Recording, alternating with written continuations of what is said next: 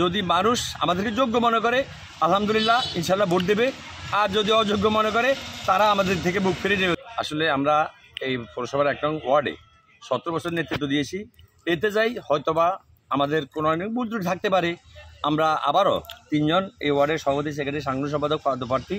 আর যদি মানুষ আমাদেরকে যোগ্য মনে করে আলহামদুলিল্লাহ ইনশাল্লাহ ভোট দেবে, আর যদি অযোগ্য মনে করে তারা আমাদের থেকে মুখ ফিরে নেবে। তবে ইনশাল্লাহ আমরা আশা, আমরা যতটুকু নেতৃত্ব দিয়েছি ইনশাল্লাহ এই ওয়ার্ডের জনগণ আমাদেরকে ইনশাল্লাহ আবারও পুনরায় ভোট দিয়ে নির্বাচিত করবেন। দীর্ঘ ২৫ বছর আমরা এই এলাকায় ১ নং, বিশেষ করে পৌর ১ নং ওয়ার্ডের সভাপতি, সেক্রেটারি, সাংগঠনিক পদে ছিলাম।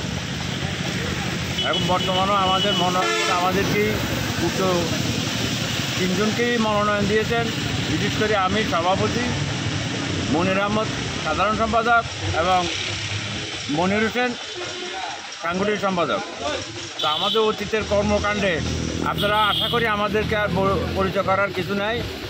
আপনারা তার প্রতি খেয়াল রেখে যদি সুবিবেচনা করেন তাহলে মনে হয়, এবং আগামী দিনে আপনাদের এই ওয়ার্ডের দায়িত্ব যদি আমাদেরকে দেন, আমরা ইনশাল্লাহ প্রতি সুদৃষ্টি রাখবো, এই কথা দিতে পারি।